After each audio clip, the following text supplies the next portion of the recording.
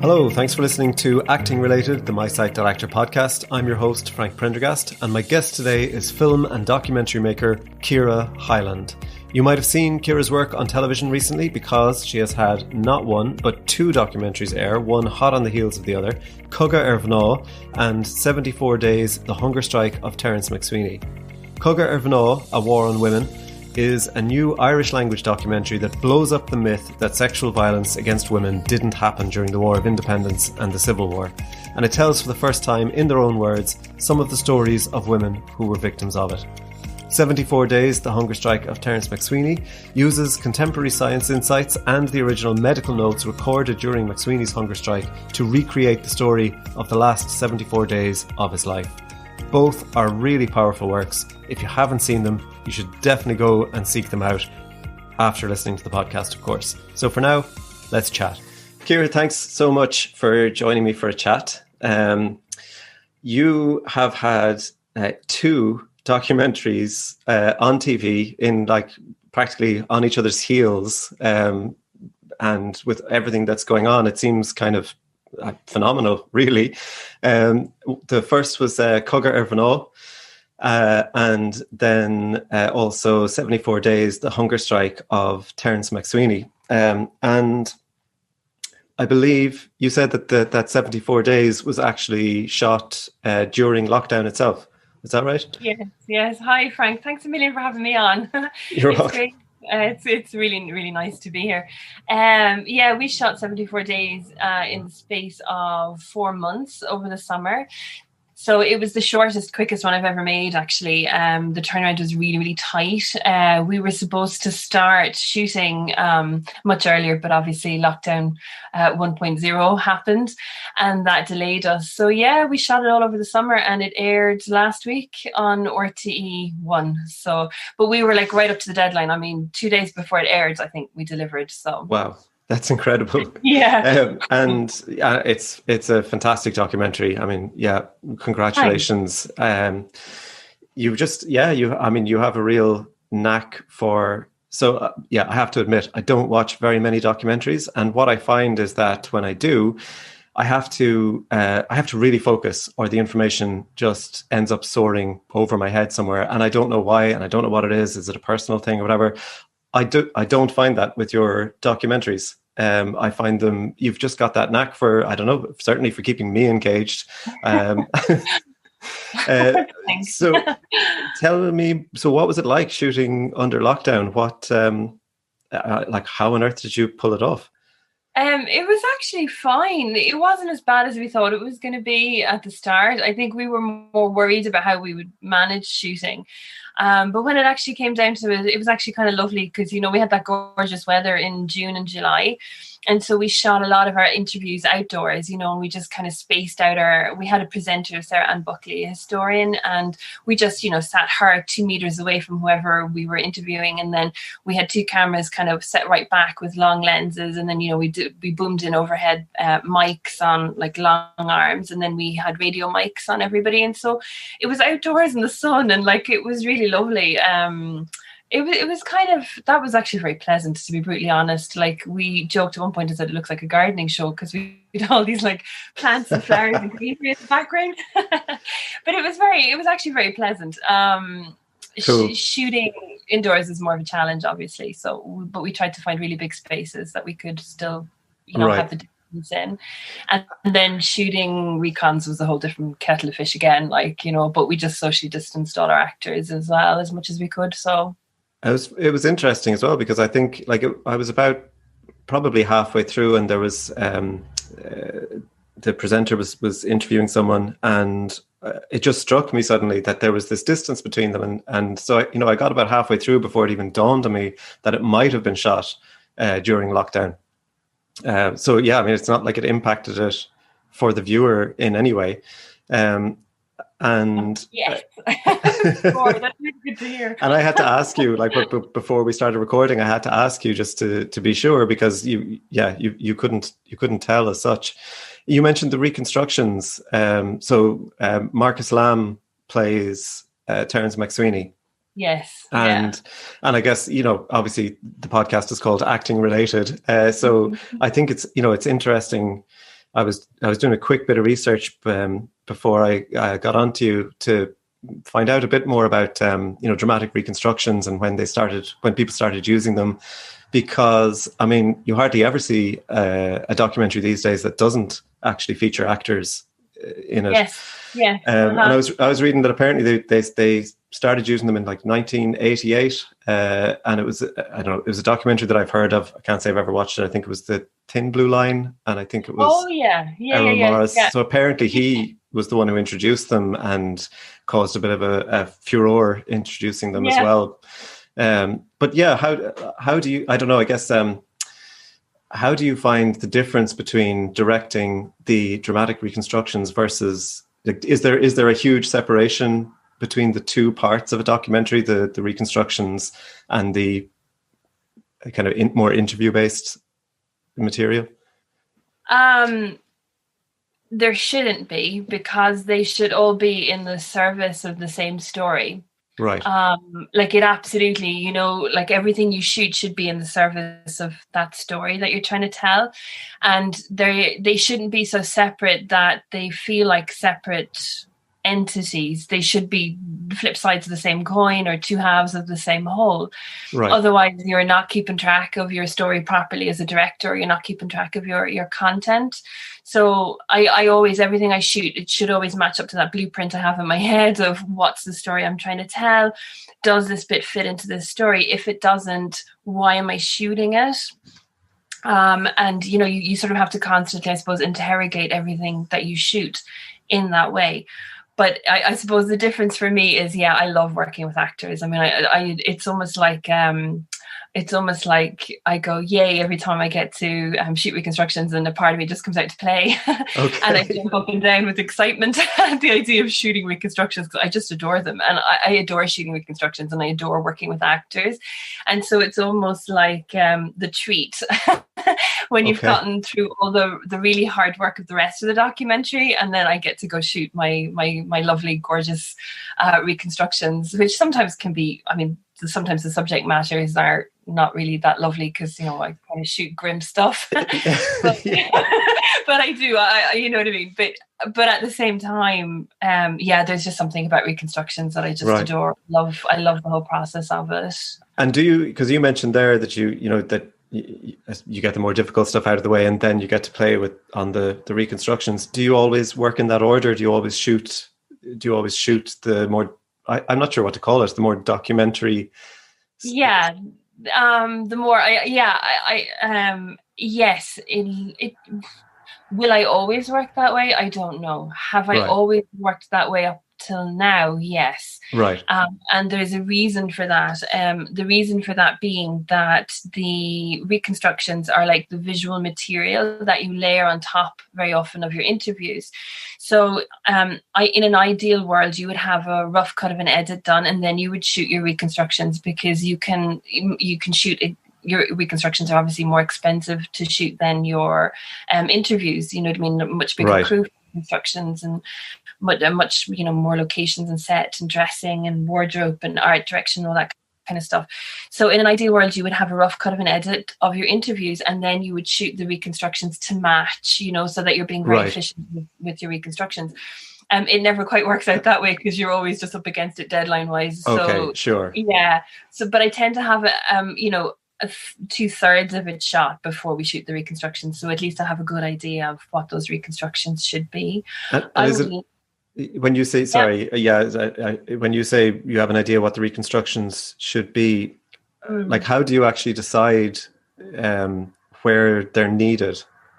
Is there a story-wise? It's always about the story. You kind of go, you break a story down, and you go, this is a really important part of the story, and this is a really, like, almost like story beats, I suppose. That these are the key moments of this particular story, and you have to have the visual material to match. And sometimes you go, like, I don't have it in photographs, or I don't have it in in archive footage from the period, so I absolutely have to get it as a reconstruction, otherwise I have no visual material. And sometimes you just go, you just look at a story and you go, that's the moment I want to show, or that's the moment that really has to be seen, or that's the moment that's going to hook the audience, or that's the high point of the drama, or that's the most poignant part of it, so it's kind of half instinct and half where the gaps are. Right. Yeah. And I know as well, I should mention that 74 Days, the hunger strike of Terence MacSwiney, is on the RTÉ player, certainly at the time that we're recording this, so hopefully also by the time it goes out. And then Cogadh Ar Mhná is on the TG Ceathair player. It is on the TG Ceathair player currently as well, isn't it? Yeah. And also on the RTÉ one, I think it's on both at the moment. Okay, cool. Yeah. And you mentioned that you tend to deal with quite some grim material, and Cogadh Ar Mhná certainly is quite tough. Again, I just think you did such an incredible job of directing it and of getting that message and those stories across. I should also, in kind of full disclosure, mention that I am in it. But for a moment, but I don't think that sways my opinion. In fact, if anything, I tend to be tougher on the things I'm in than the things I'm not. I think it's that thing of like knowing how the sausages are made or something. But yeah, so 74 Days was shot entirely in lockdown, and then Cogadh Ar Mhná was also impacted by COVID, but in a more kind of, to me anyway, in a more kind of surprising way, in a way that one might not expect. Do you want to maybe just chat a little bit about that? Yes. First off, I want to say thank you for your performance in Cogadh Ar Mhná, because it's a really amazing performance, Frank. And thank you so much. I felt really honoured to work with you, and it was quite a difficult scene that we filmed, and you were just amazing in the way you approached it, and I was incredibly grateful to you and to all my actors in it for that. Thank you so much. I mean, I was delighted to be a part of it, and even more so when I watched it, when I saw the final product, I really felt like quite honoured to be a part of just getting that message across and out there. I mean, it really is just incredible. I mean, it's so Irish in a way, isn't it, to have convinced ourselves that none of this sexual violence could possibly have happened either on the parts of our, polite British opponents or on the part of our good Catholic Republicans, and to just have managed to completely brush that under the carpet, despite the fact, as you point out in the documentary, it is just known that in any conflict, it is always present. Yeah. But yeah, so you tell us a little bit about how COVID ended up impacting Cogadh Ar Mhná. Well, this kind of seems to be the story of my life at the moment, that I'm in a mad rush to finish a documentary and deliver it to the broadcaster. And then the minute I deliver, we go into lockdown. So this is the second time this year this has happened. Like literally we delivered. So it's your fault. This lockdown. Like, what the hell? One of these days I'd like to finish something and actually not be in lockdown. Yeah, so we finished Cogadh. We were in a massive rush last March to finish it in time for the broadcast, and then for the delivery for the broadcast. And we literally delivered the day before we went into lockdown, so the very first lockdown. And we were due to broadcast very shortly after that. And like the publicity had gone out. It had gone out to the TV schedules in the newspapers and magazines and things. And so we were like all Thunderbirds are go, you know what I mean? Still on an adrenaline rush trying to finish the thing, and then, still on the adrenaline for the gearing up for the showing. And then it was to go on both broadcasters, RTÉ and TG Ceathair, and then literally just at the last minute, both broadcasters pulled it. And the reason they gave, which I totally get, I totally understand, was that during lockdown, there was an expected increase in domestic violence cases. Right. People being cooped up at home and having no escape, and they felt that it might be triggering or it might be very insensitive to screen it then. So we pulled it. But there was a fair amount of explaining. Like, I think the reason it was pulled was quite legitimate. But I had to explain to an awful lot of people who'd already seen the publicity and were expecting it to air, why it didn't air. And, people some people got the wrong end of the stick, really, and didn't understand the reasons why, and thought that the broadcasters were maybe, chickening out because of the subject matter or whatever. And so people kind of got up in arms on my behalf, and I sort of had to talk them back down. Sure. I had to talk them back down and go, look, no, it's not what you think. It's not, this documentary is not actually being buried. It's just being postponed. And then it did actually air a couple of weeks ago, so but it just, it was just an unexpected consequence not something that you could obviously have predicted. Obviously we couldn't have predicted the whole pandemic, but it's just it's such an odd way to have something affected, because you think, well, it's done, it's ready to go, it's TV. Surely, what could the problem possibly be? And then it gets pulled, which must have had a fairly hefty emotional toll as well, especially if you were on that roller coaster of like getting it ready, everything right up to the wire, ready to go, boom, and then nothing. It's like having the wheels come off the car when you're still at 100 miles an hour down the highway, you know what I mean? But I think the adrenaline when you come down off a project is always fairly, once you stop, I think it always hits you like a ton of bricks anyway. So I don't know if you find that, but I find absolutely. that. No, absolutely. Yeah. And it's because you've just been cocooned in this, probably shouldn't use that word anymore. But you've been in this bubble with these same people for so long, and then the production finishes and if you're back on your own in your living room or your kitchen, or it is a roller coaster. It really is. So but we wouldn't have it any other way, would we, Frank? Like, you know what I mean? Exactly. Yeah. And so you mentioned like how much, by the sounds of it, how much joy you get out of shooting the reconstructions. Does that mean that you might consider drama as well as, because you've done, have you done exclusively documentaries as a director, say? Have you done exclusively documentaries? As a director, but I started off as a script supervisor on dramas, actually. So the first couple of years of my career was exclusively on drama, So and I think I would actually love to make a feature. I'd absolutely adore it, and I think I kind of have plans, a couple of ideas, and hopefully in the next year or two, kind of steer the ship a bit towards that. So cool. Because that would totally make my heart sing. Like, I love documentary too, don't get me wrong, but well, you must.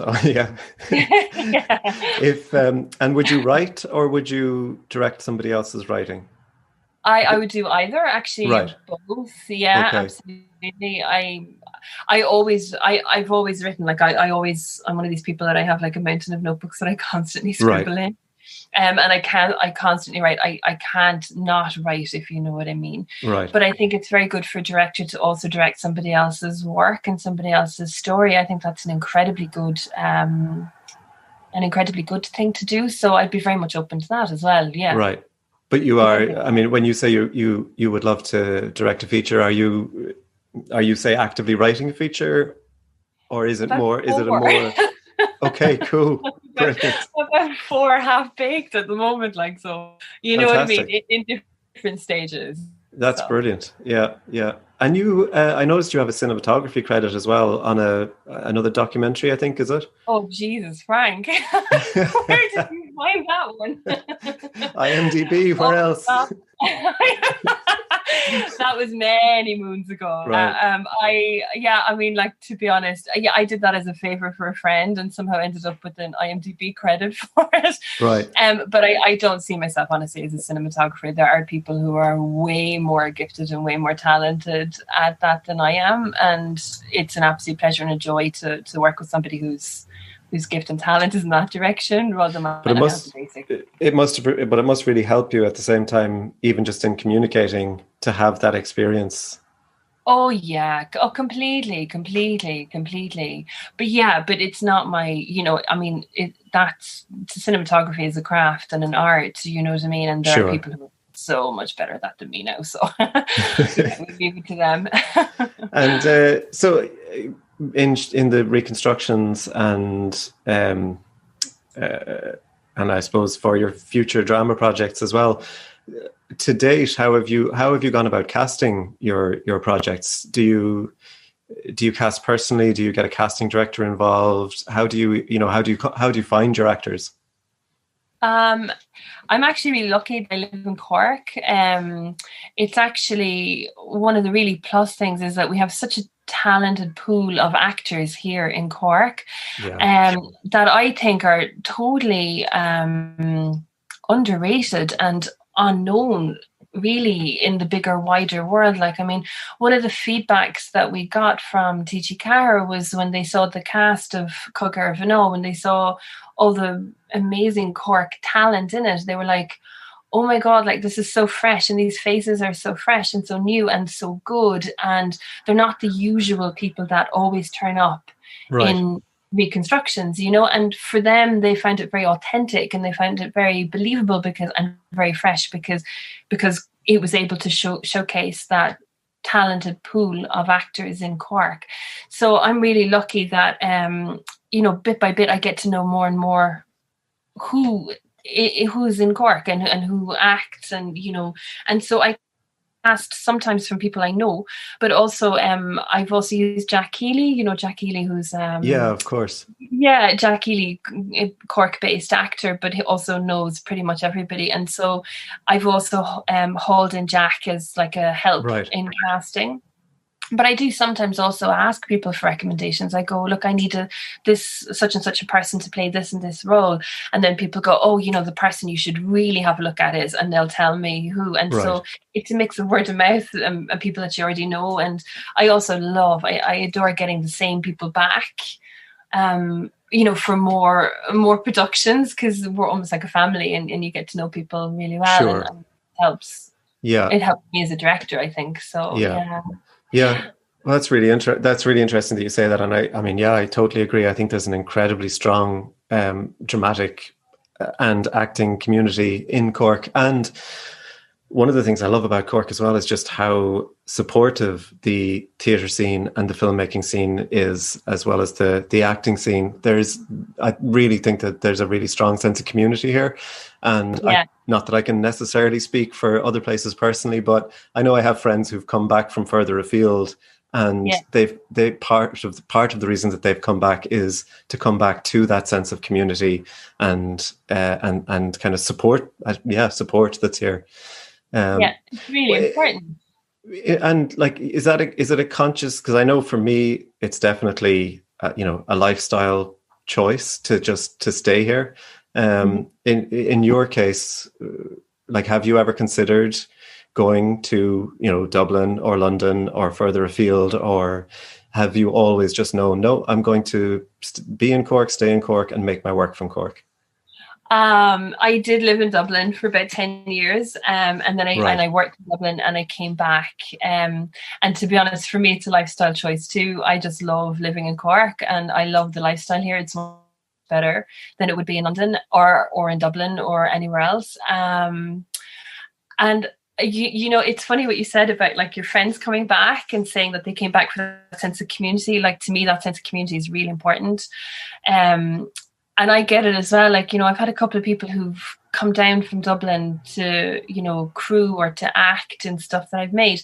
And they go, God, the difference in being on a set down here to being on a set in Dublin is huge, because down here it's like a family and everybody's relaxed and happy. And, we get a lot of work done and we're very focused and very efficient. But there's also a really nice warm atmosphere, and it's often on sets in Dublin, it's not like that at all. It's much more business-like and it's colder and it's much more, you don't have that same sense of people knowing each other as well, I suppose, and that sense of, like, I had one actor from Dublin say we were like a family, when he came on our set. So I think it's really interesting, isn't it? Because I do think it has a lot to do with, just knowing exactly what you want, because I've been doing a lot of kind of thinking about, what it is I actually want from acting. And I definitely realized that in the industry, in inverted commas, is not for me, or it's not what,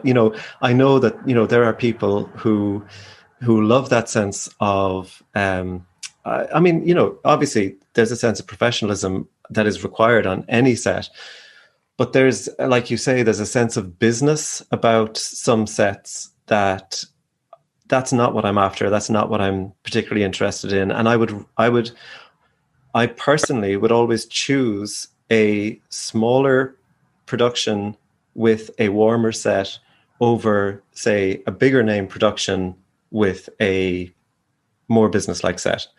And I just know now, well, that's what I'm into, and that's fine, and that's okay. And so I can comfortably,